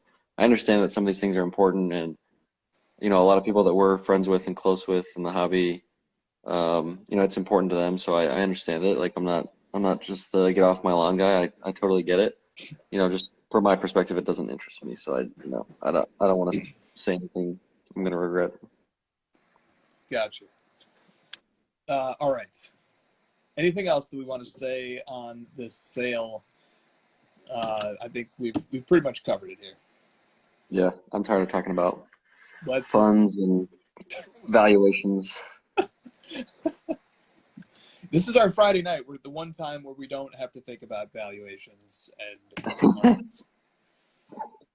Yes, you did, Cage. Yes, you did. All right. Long Island Sports Card says, will Lamim James being on United States soil have any effect on card values? Part 2, will his story post suffer as he basks in the spoils of our fine land? I answer this question yes and yes. Yeah, already. He was posting about Denny's and Target being Disneyland. Yeah, he's gonna lose a step here. He's gonna lose some of that luster. Get soft. He could get soft. He could just get all fattened up from all of our American food, and I actually thought those were pretty funny. I hope he doesn't keep doing it for I hope he gets back to the content. But it was a pretty funny take on his arrival. I thought it was hilarious. Yeah, I enjoyed it as well. Welcome home, Lamim. He has a great awareness meter. He's very, very aware of how long to keep a joke going, and what's the appropriate amount of sarcasm and stuff. So I trust all the stuff that he puts out, and I think it's funny. Indeed. All right, Mike Pinkerton 50 says, how would you liquidate your entire collection? Oh, that's such a good question. That's a really good question. That is a really good question, because that's the type of question that I would be asking people that are more veteran than myself? Because it's a really good question. Um, is the part of the game that I have to liquidate it all at once, or is this like the timing is maybe part of the equation? I think I would timing do is a variable that you're welcome to adjust as you see fit. Sure. I would do it incredibly slowly, because I'm having a hard time picturing a scenario where you want all of the cash for the total valuation of your collection all at once. And so because of that, I would take things very slowly. Unless you need like $1 million to pay off something super fast and you have to, which I can play that game next if you want. But I would not be rushed and kind of make it known that like stuff you have is available to as many avenues as you can to see what you can sell privately first. I would tap into people who can help facilitate private sales, and we just had one of in my opinion, the best person at that, which is Jesse. Tap people like that who are really well equipped to help deal with private peer-to-peer sales, helping you connect to actual private people. And then after some of those avenues, then I would, head into auction houses and stuff. Just because I feel comfortable, yeah, I feel more comfortable knowing exactly what I'm going to be getting in a direct private sale versus like throwing it to the wind and hoping the auction does well. Now, if I were to have to want to sell everything at once, and that was part of the game, like maybe there was some medical emergency or something like that. I'm trying to think of a scenario where it makes sense. Then I would probably call all the auction houses, tell them what I got, and give me your pitch. Who's gonna get my cards? Make them bid against each other for the right to sell your collection. I actually know a couple people who have liquidated their entire collection through auction in the last year. Um, or three people. One of them was Golden, two was PWCC, and I think all three of those gentlemen were happy. So the nice thing about the auction houses is that the people involved in them are, they genuinely want to help you sell that stuff, and it's obviously in their best interest for that stuff to do well. So it has a nice dual incentive structure built in to where they want it to do well as well. So I would reach out for help. Don't just try to feel like you gotta sell it all yourself on your personal eBay. Do not do that. Ask for help, try to get the max dollar, approach private avenues, and then head into the public auction world. Yeah, makes a lot of sense. How slow would you? Let's say in this hypothetical that the person has $1 million worth of cards and they have 20 cards. Some are worth more, some are worth less, but they need to liquidate 20 cards with $1 million. Would you do 2 a month? Just, two Super a month slow. to the auction house at a time? How would you, like, nuts and Slower. bolts of it? Yeah. Slower. I mean, 20 cards, I would probably take 2 years to get through that. Okay. Because, like, you also have to think about the tax implication. Do you really want to take on a tax bill? If you're selling $1 million, and let's say it's a collectible tax of 28%, do you really want to take on 280 grand of tax bills in 1 year? Maybe not. Good. Okay. Fun question, Mike. Thank you. So many options though. We hit another one. You could lend against it if you need cash. If you have $1 million, lend, let's just say 30% instead of the 40. Just say you get 300 grand right there. Yeah. No doubt. Would you keep the stuff in a vault over the course of the 2 years and kind of let offers come in on it as well as it's I don't know. I guess, but you're trying to split up the income. Yeah. I mean, yeah. The first thing is to figure out who you're comfortable with. So like the individual person you want to work with if you're going through an auction house. So like, is it a Jesse? Is it a Ken Golden? Is it I don't know the people at Heritage, but is it someone at Heritage that you're comfortable with as an individual person?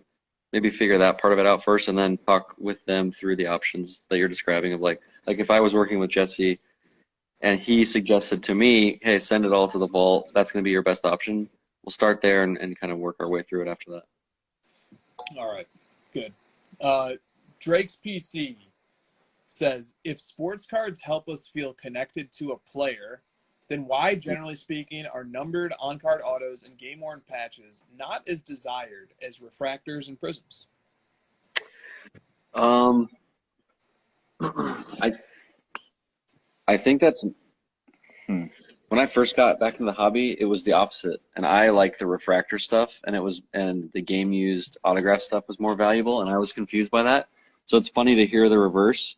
And so because of what I just stated, I feel like the reason is that people like myself that came in from the 90s, we valued the shiny refractor stuff more, and that wave of nostalgia for the shiny, um, PMGs and like that the 90s style and vibe, I think has really pushed the pendulum back the other way.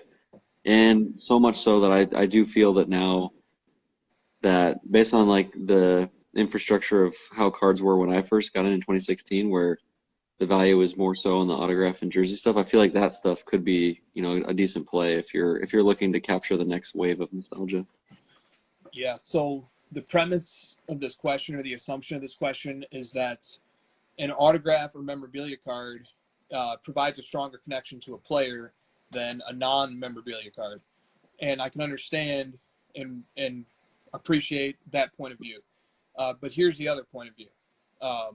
My point of view on this is that my connection to the player is facilitated by owning their cards and by increasing my incentive to care about how they do and about how their legacy fares and enjoying their career. And I don't need a memorabilia card to do that any more than I need a refractor or a prism or whatever the case may be. Because when I'm sitting there in my living room watching the game on TV, or whether I'm traveling to go watch the player play in person, and the card is there with me, it doesn't matter if it's autographed or not. It's a card. It holds value. It's a collectible. It's important. It has a place in hobby history. And so that's the connection. That's the source of the connection. So I'm actually, from my point of view, I'm disputing the premise of this question. I don't think that because an item is autographed or it has a piece of a jersey in it, for me, it doesn't make me feel any more connected to the player. The fact that it's a card and that it's part of the lineage of cards and that it has a place in the history of cards and that I like these particular types of cards more than others, that facilitates a better connection for me. So that's my answer to that question. What's the highest valued, I'm choosing my words carefully, the highest valued Steph Curry of all time? I don't It's know. not a trick question. The logo man, which is a jersey and an autograph. What's the highest Yes. valued LeBron card with the jersey and an autograph? What's the highest valued Michael Jordan? That one's probably either his jersey auto or the PMG green. So it's not necessarily that it's not correct to just blatantly say that refractors and stuff are more expensive or more popular. It's just sort of what's being pushed more publicly right now. Well said. So we have completely deconstructed Drake's question. We have thrown out both premises. Number one, you don't get a better connection just because it's a memorabilia card. And number two, memorabilia cards aren't cheaper than non-memorabilia cards. So sorry, Drake, we completely blew up your question, man. But good, thoughtful, thought-provoking question. They're harder to find in the content creator space because they're harder to get. They're harder to, I mean, at least the nice stuff. Well said. That's an excellent point. Also, there's a lot of a small group of people that own a lot of that exquisite, like jersey auto stuff, and I know where a lot of it is, and they're private people, and like you're just gonna see the Prism refractor stuff more because there's more of it, and the people that own it are newer and pushing it more. Yeah. By the way, Prism rookie autos are doing very well relative to Prism base, and that was not always the case. Gross. Hold on, let me see if I can use Card Ladder to show sticker autos on a Prism card is a sin. I've literally thought to myself, can you take the sticker auto off the Prism card? I'd rather just have the silver. All right, so this is a good comparison. Okay. This is the all-time sales graph. The green line is Luca Prism base PSA 10. The blue line is his Prism base sticker autograph PSA 10, also known as the armpits card because an armpit is shown. All right, so Prism base, this is a logarithmic scale, so the distance in between the 2 points on the graph is meaningful. It's basically simulating rate of change. So when they get closer, that means that the prism base is growing faster. So if you kind of look over time here, the prism base is closing the gap on the auto. They got really close in value here in spring of 2020. They got super close in value here in the fall of 2020. But then huge separation. This is the biggest separation that there's ever been between the Prism Sticker Auto PSA 10, which currently has last sold for, let me hover over this thing, for $4,000, 3,900, and the last Prism base sale was $730. Once upon a time, they were nearly the same price. Okay, once upon a time they were pretty close. So here, they weren't nearly the same price. There's about $1,000 difference. Now there's like a $3,500 difference. So huge separation. The autograph has pulled away. And maybe that has something to do with the fact that the Prism Base autograph PSA 10 has a population of 188, and the Prism Base non-autograph PSA 10 has a population of 17,302. Someone's gonna have to get drunk one night and explain to me the fucking market cap on all of Luca's Prism rookie. I don't understand it. It just drives me insane. People paying $4,000 for a sticker Prism Base auto of armpit hair, man. Like, and fast break purple at a 170 for $15,000. I don't understand it, Chris. I love you and your gold Prism, but I just don't get it. Well, no, but there's been some good market cap separation. I remember like a year ago, the market caps for a lot of these cards were comparable. Like, so right now I'm sorting Card Ladder by market cap, and the number one market cap card on Card Ladder is the Jordan Fleer PSA 10, which has a market cap of $80 million. Then you've got the LeBron Exquisite RPA BGS 9. You've got the Brady Championship Tickets Auto BGS 85. You've got the LeBron Topps Chrome PSA 10. This has a market cap of $42 million. You've got Mickey Mantle. You've got Charizard, LeBron Exquisite, Curry, NT RPA, Brady again, more Mantle, LeBron, Jordan, Trout. Now we get to Trout. This market cap is $19 million. That card used to be higher relative to others. Bird Magic, PSA 8, Brady, Kobe, LeBron, Curry, Wilt Chamberlain here at $14.3 million. More LeBron Topps Chrome. And I'm waiting until we get to the Luca, Babe Ruth, Kevin Durant, and then we finally get to Luca. The Luca Prism Base has a market cap of $12.3 million. So this is a very different market cap sort than what it looked like a year ago. Yeah, but you know what I'm saying. The market cap of all Prism, the market cap of like a single set for one player, the Luca Prism is probably number one. There's just so many parallels, and they're all worth a ton. Yeah, we don't have that exact figure, but we have something close to it. So the Luca I don't want to show too much of our new feature here. You want me to log in? No, I just need to know the market cap. There we go. The Luca market cap for all of his cards in Card Ladder, which is a lot, 486. The market cap is 121 million. So it's a lot of money. Yes, it is. Okay. Nothing against Luca. Just he's got a lot of cards. Well, he has many cards, as all modern players do. Okay. Let's go on to the next question here. I like this question too. I almost showed a very exciting new feature, by the way, that I can't wait to.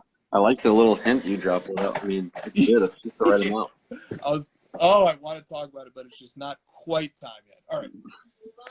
Kenny Cards says, what has been your favorite year in the hobby and why? It could be because of products, because of pickups, because of friendships, etc.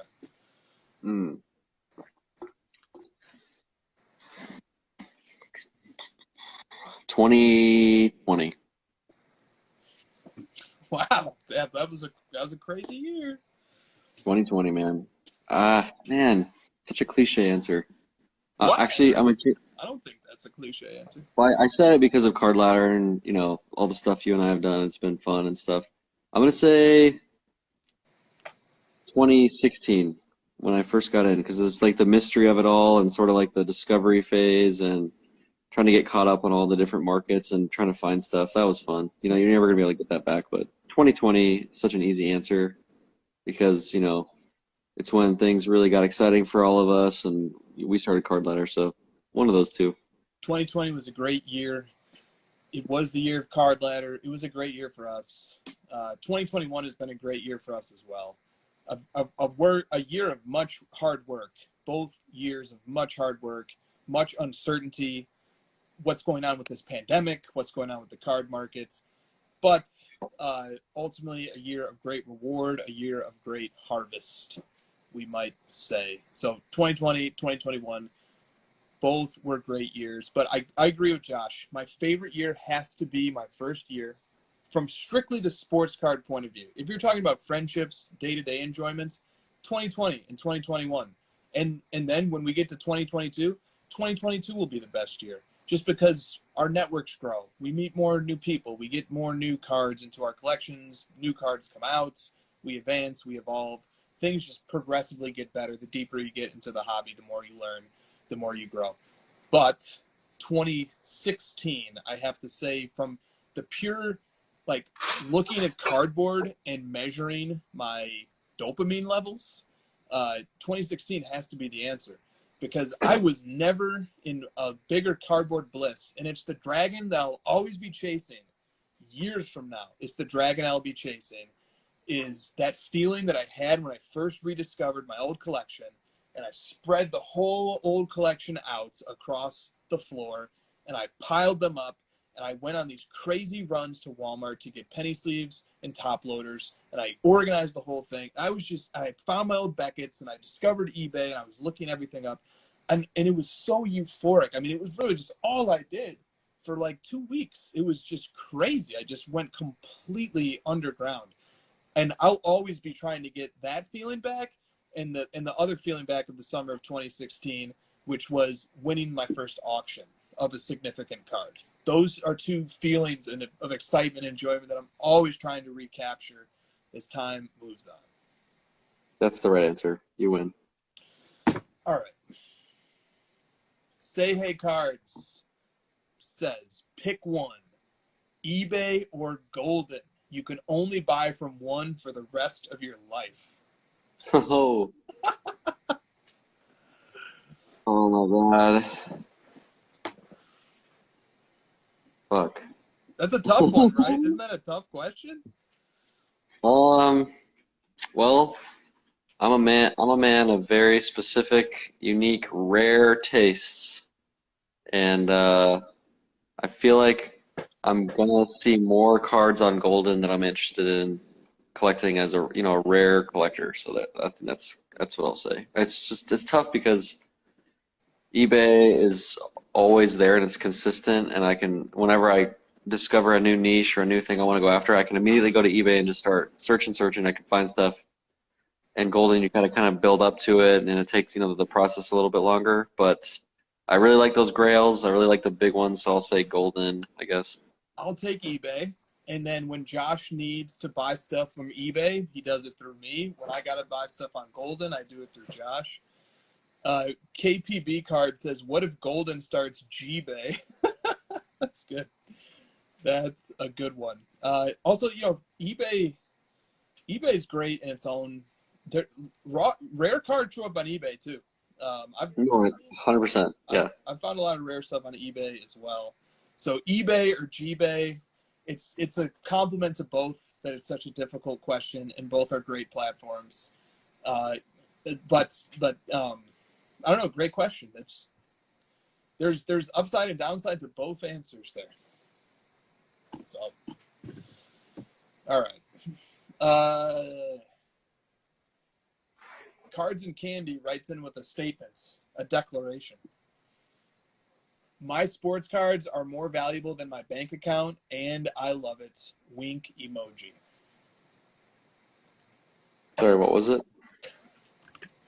My sports cards are more valuable than my bank account, and I love it. Wink emoji. I just winked. Correct. That's the right answer. You win the game, whoever said that. Cards and Candy, our number one commenter. Oh, Lameme on those American hours, man. It's late for you, man. Lameme, can you join us? If you can join us, please request. And we'll. I want to hear his tales of the American discovery. He's like Columbus. We need to break that story. I understand if you can't, and you're with your family, man. But if you can join us, please send a request and be our guest for a few minutes, and then we'll let you go. All right. We're going to break the rules of having 2 guests on the show just for Lameme. Only for Lameme. That's it. If it was anybody else, no. We'll even let him open a Top Shot pack live. I can feel him on our soil right now. I can sense his weird arrival. I can feel it. Yes. Is he doing it? He's coming. Yes. The Trae Young takeover. Oh, dude, let's just go to war right now on Trae Young. Hey. What's Hey, good, I'm in a McDonald's drive-thru and they got Wi-Fi here. Like check this shit out. I'm in a drive-thru and you guys have Wi-Fi in your drive-thrus in the States. This is fucking incredible. I don't have cell phone service here. Oh, thanks for that Sunday. Appreciate that. Dude, are you literally just like going to all these American spots all in one day just to do it? Thanks. This is awesome. Yeah, no, this is amazing. I'm about to lose Wi-Fi right now, so I'm leaving the drive. I just want to give you an update on my adventures. This is the best, man. Thank you for checking in, buddy. McDonald's. Thank you. Yeah, McDonald's. Hey. Welcome home. That was amazing. His reception is going out. He plays his character so well. Just like it's like we know it's like the best account. Like it's just like pound for pound the best account on Instagram. No doubt. And it's like we know who he is, and he comes on. He's in a drive-thru at McDonald's. It's just too perfect. Literally, we were hoping to get a dose of his reacquaintance with American culture, and he's in a McDonald's drive-thru. Can't get more American. And he's on McDonald's Wi-Fi. Dude, he's probably he's like, I'm off to Burger King. Oh, that's too perfect. What a great guy. What a great, the consistency too, man. Just memes every day, high quality. He even has a meme farm where he is tutoring and raising up under him other young meme creators, ghost memeologists, you might say. What a guy. What a guy. All right. Thank you, Lameme, for stopping by. Lots of questions left, but not that much time. How about this? Cards and Candy, 911. Oh, Hall of Famer, the first inductee. The first inductee says... Like, give that guy a belt. Talk about fucking belts. Give that guy a belt. That guy definitely gets a belt. Thoughts on the new pre-grading machine called Card Score. Are you familiar with this? Kinda, yeah, I've seen it. Yeah, so I just pulled up their website. Nothing too crazy or in-depth that I want to get into from the website, but Card Score is a platform that brings crowdsourcing to the grading of sports cards. As I understand it, Crowd Score lets you scan a picture of your card, whether graded or not. It is then submitted to a pool, a large pool of graders, an international pool of graders. They all perform assessments of the condition of the card. Maybe some form of technology is also used to assess the condition of the card. They aggregate the scores that the crowdsourced pool has assessed to the card, and then you receive a score, and you can use that score, which is associated with your card. You can attach it, to the case holding your raw card. If you want to help indicate to people what the condition of it is, you can affix a sticker to the backside of the card if you'd like to do that, if it's graded already in a slab. So do you have any thoughts on this card score grading technology? It could be a cool concept given like the wait times and the costs of real grading. But I mean, I just, if PSA itself gives a different score or whatever, like it's kind of all for naught. Yeah. It's you might say, one take on this that doesn't give a full fair shake to what it's offering is that it's like a Mike Baker authenticated sticker, except just the grade is just determined in a different way by more people. So in that sense, it's another example of a secondary grade. Sure. That's a So I mean, the issue I have is like the output. Okay, so I get my grade, now what? Yeah, so now you have a sticker. You can put it on the back of your slab. You can attach it to, you can associate it with your raw card. That's what you can do with it. Yeah, now what? Now you have a score from Card Score. Now I'm gonna start pumping it on my IG. Now you're rich. That's what. Yeah. Now Cool, silly. you are rich. It is cool. It's cool that you're able to scan the card in, and it's cool that they take seriously. Like, so I was just reading on their site, they throw out outliers. 50 to 100 people grade your card. They throw out the outliers and they take an average. Yeah. It's pretty cool. Grading is a space that almost everybody feels like could be improved. Whether you're a person who thinks artificial intelligence should be implemented to take over the space, or whether you think the process needs to be more streamlined, it needs to become more efficient. But there is no doubt that many people want to solve the grading problem. Grading companies are popping up left and right. A new one pops up every week. Each one seemingly less reputable than the one before it.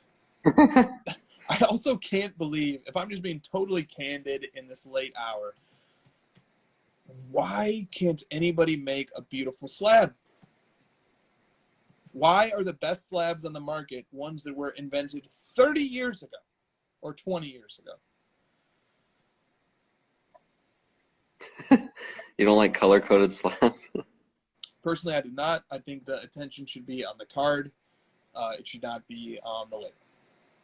The crowdsourcing kind of has me interested because, I have a tech background, so I have an appreciation for, trying to solve things at scale and trying to solve things through, high volume. And so if you're able to get several, hundreds or thousands of data points and average them out, you get a more accurate depiction of it versus one person grading it. So that's an interesting concept.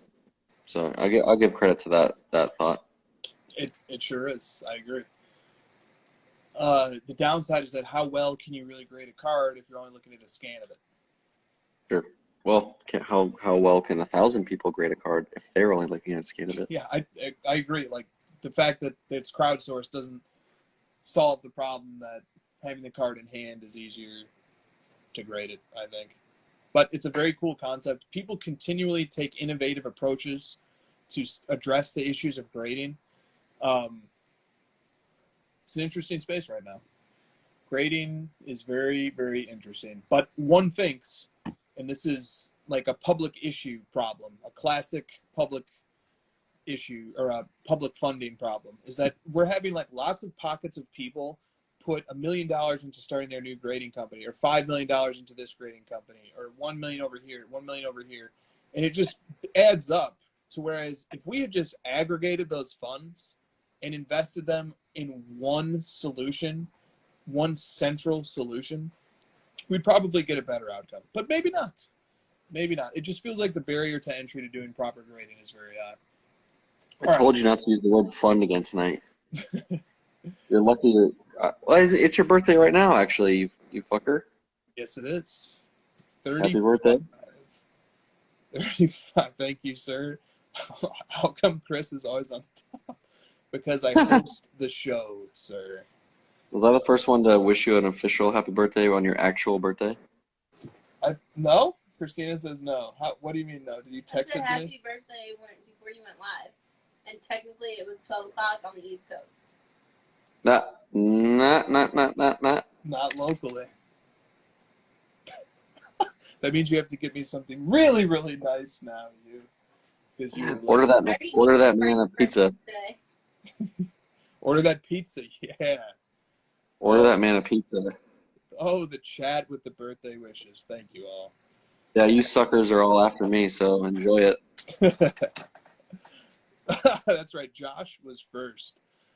Headline: Josh is first. Josh gets the belt. Next sentence is like how I didn't. The first sentence of the article is that I didn't. Christina argues that if you extrapolate from her, say, I'm using East Coast time, that was the true first wish. Is Christina the one where she's celebrating New Year's when she sees the ball drop in New York? Yes, because I usually go to bed right after. Well done. All right. 6 out of 5 stars. Great collector. You from LA, from SoCal. Perception versus reality.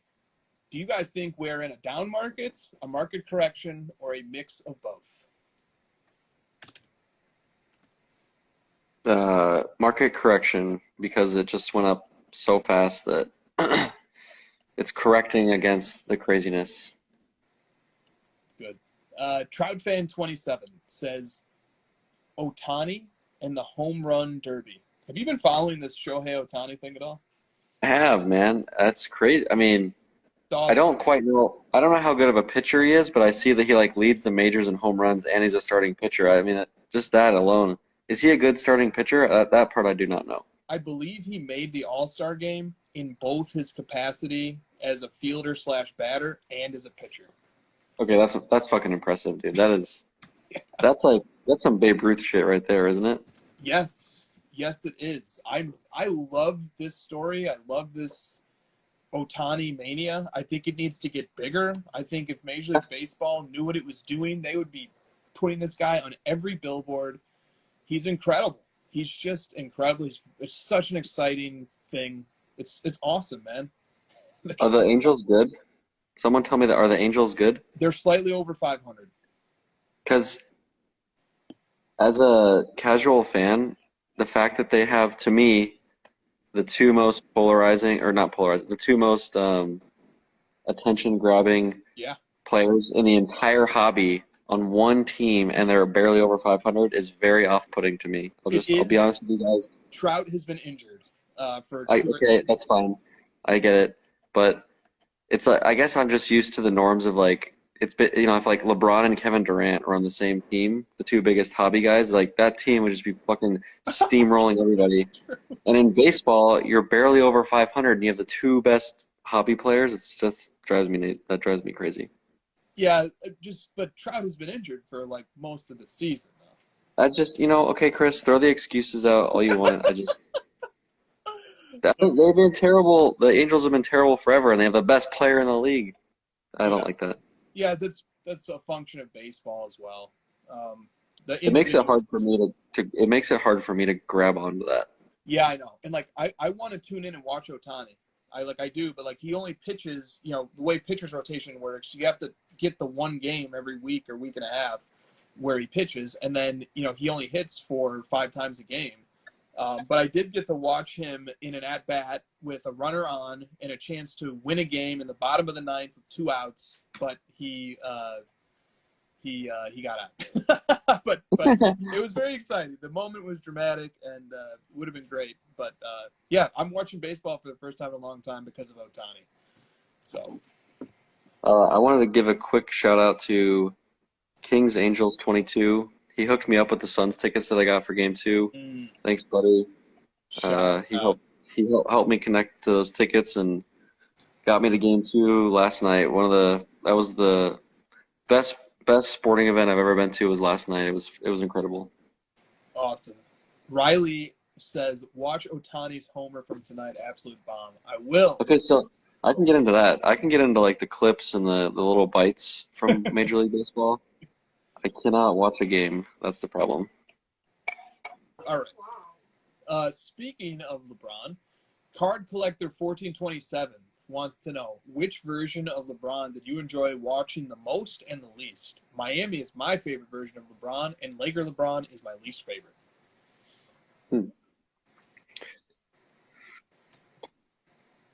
Oh, let's see. Yeah, most favorite, like the peak of it was probably, I think that was 2012 when he played the Celtics. You know that game I'm talking about? Yes, I do. I think you sent me a YouTube link to that game before. I literally, if I'm ever, that's the YouTube video I've watched the most. If, they show a tracker of videos I watched, I probably watched that video like 50 times. So that was a peak for me. The worst, man, that's like asking me which kid do I not like the most. Your YouTube algorithm is completely based around the amount of hours you've spent watching that Miami-Boston game. Yeah, it's because like as a LeBron fan, we all want him to like show that like killer side of him, and that's the game where he did it the most. I don't know, probably like right before he left Cleveland, because it was like really awkward, and he was really good, but like the teams were bad, and it was like you could tell he was getting frustrated. So I guess that one, the first Cleveland stint. What do you think about LeBron going 6 and no more 23 cards? Oh, 6 is my favorite number. I have my LeBron Choctaws poster in my office of him when he's on the Olympics. I love 6. That's just my favorite number. KB8 Viper wants to know, has Josh heard that he looks like the actor on The Good Doctor? I don't know what that is. Yeah, see, I was looking into this, and I think I found who it was. So I've heard Brad Stevens is my doppelganger. Yeah, But yep, I could see that one. Is it this guy? Is it Freddie Highmore? I see it. I don't see it. You don't see it. I see it. It'd be pretty stupid, though, if this is the wrong guy. maybe Brad Stevens. No, well, Brad Stevens for sure. Someone said Colin Cowherd before to me. Before I've heard Colin Cowherd. Colin Cowherd. Yeah. Yep, I could see that. Okay. Sure. All right. Moving on here. Just a few minutes left. So I don't want this to end. All right. Serious question. Mm-hmm. From Evan Silverman 1. How quickly does CardLighter need to scale and add cards in order to track most quote-unquote major cards? And I think it depends upon what your definition of major is. We have all-time online sales histories for over 12,000 right now. So how many major ones are there? I don't know. But stay tuned. We have a lot of good things in the works, guys. And they will be announced when the time is appropriate. Do you want to add anything to that?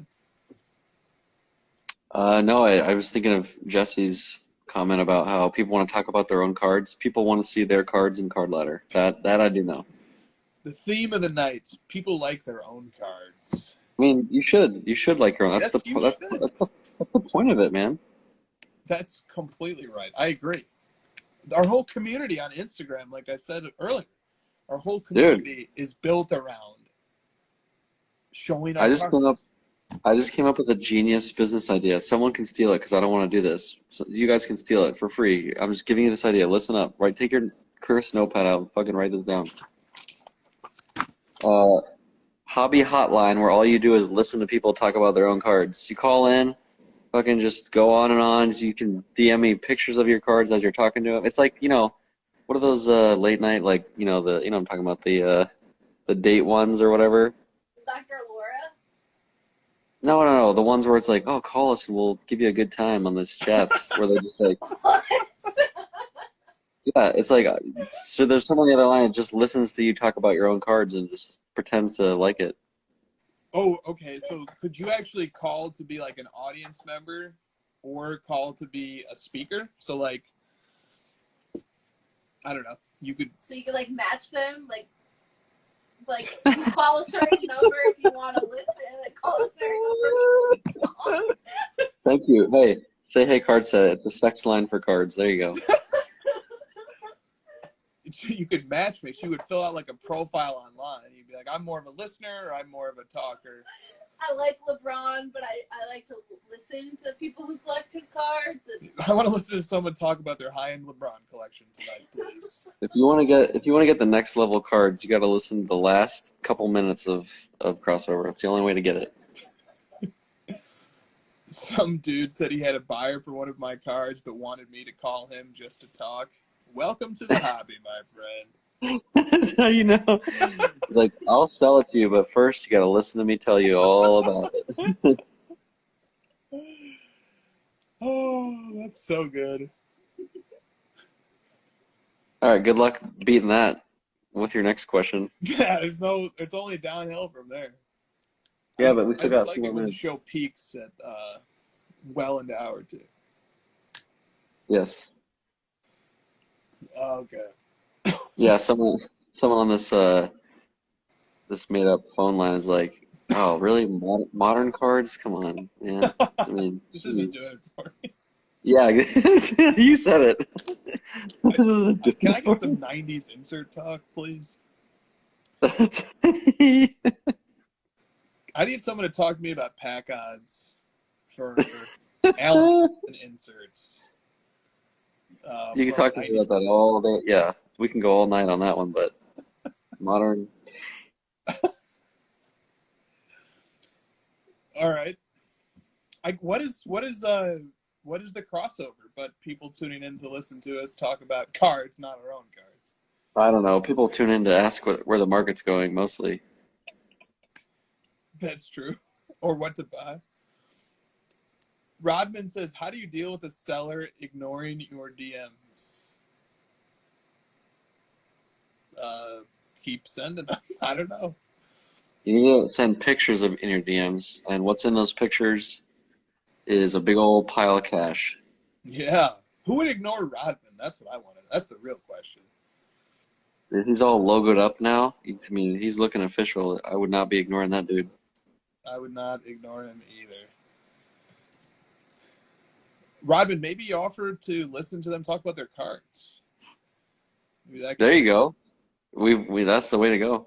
maybe that could get the ball rolling. I look forward to whoever makes the first meme tomorrow of the hobby hotline where you can call and talk to somebody about your cards and they will listen to I'm nothing if not a man with great ideas. you. Okay. All right. Maybe from the drive-through of a McDonald's. That's where you make it. That's when this stream really took a turn. Was when Lameme came on from the drive-through at McDonald's that kind of set the tone, I think, for the rest of the night. Are we worried that he's going to go soft now that he's in America? Yes. That was what that question was about. That question was like, part 1, will Lameme be in America drive up card prices? Yes.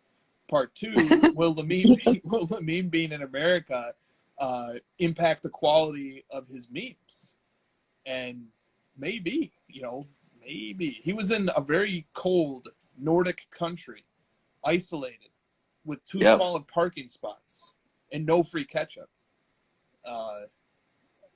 He's getting spoiled. He's in the drive-through of McDonald's. He's off his diet. He's in the drive-through of McDonald's at 11 o'clock at night, West Coast time. Not good. He went to Denny's and McDonald's in one day. That we know about, yeah. Was there more other For restaurants? lunch. You probably did have it. We need somebody needs to do a health check. Check his Where is he? credit card Do statement. you know where he is? Where is he? He's in Northern California. Oh my God, dude! He's in the freaking liberal capital of the world. but no shortage of fast food. No, definitely not. I mean, did you say he went to In-N-Out? He didn't say if he did or not. Christine, that's just Christina's favorite. Shout out Anthony. What's up, buddy? Oh, I had In-N-Out last night, Christina. Oh, she's pissed now. I Not had pissed, but In-N-Out. jealous. After the Suns game, I was like, where do we want to go to satisfy our cravings of food when we're just tired and we've been screaming? In-N-Out. Oh, that's you had a good day yesterday. You know it's bad when she's not saying anything. That's good that she's not saying anything. Rodman says he prefers Five Guys. Oh my God! The restaurant? He's gonna start a war on his Instagram. God, man. There it is. Thank you. Do you want to know what I ordered? Yes. You know, hobby hotline. Double. Double? What about animal fries? No, I'm not. No. Keep it pure. Totally Keep it agree. I don't like the animal fries either. Too much. on the menu. I'm not one of those off the menu kind of guys. No way. Okay. What would you order, Christina, hypothetically? Hypothetically, double, no onions, and an animal style fry. And then and Chris says he doesn't want to eat the animal style fry, but he'll still eat after my animal style fry. I will. He's not an animal. I'm not gonna eat all of them. Good. All right. Well, that concludes our show. 2 hours of great content with 2 guests. The first time ever the crossover has had 2 guests. And this is a very strong showing. There's 80 people, 79, 80 people on here at the end of hour 2. Not bad. The hobby hotline business is gonna pop up any day now. Yes, it is. At least give me some royalties, guys. Just send me a little royalty check. I'll be thrilled with that. I don't need much. I think that is the least the people could do. Coleman, yes, we'll upload this to YouTube. Yeah. Yep. Yes, we will. Good. Hobby Hotline got the account in order. Who got it? Who snagged it? Dude, that Instagram is gonna be freaking that domain. I'm gonna go buy that domain right now. Who got it? I missed it. Someone already they're in the chat talking about it. Cards and candy? Oh, you just screamed. Look at that. That's amazing. That's the most amazing thing. Thank you for placeholding that. Or did they just snipe it? You did say they could have it. I did. I said I was like I have no interest in running this myself. So take it. Take my idea. It's got a flame. Basketball. Hobby hotline. You guys need you really need a clever not like a catchphrase, but like a clever one-liner for the business. So think very carefully about that. Think long and hard about it. See what I'm saying? Yes, I do. 2 followers. 2 followers. I think I was the first. Hobbyhotline.com. Hobby Hotline. For people who get hot about the hobby. Oh my God. That's awful. I just said you need to think long and hard about the name you That's what she choose. said. Yep. It's good. Hobby Hotline. For people who like to think long and hard about cards. You got to come up with something new. I'm embellishing. Come on, we had Brent on, or sorry, Jesse on to talk about the best Brentisms. We got to keep the hobby hotline-isms coming. See? Where is Lefko in our chat when we need? He would have a phrase ready to go. I think I told Jesse to plug himself, so we're.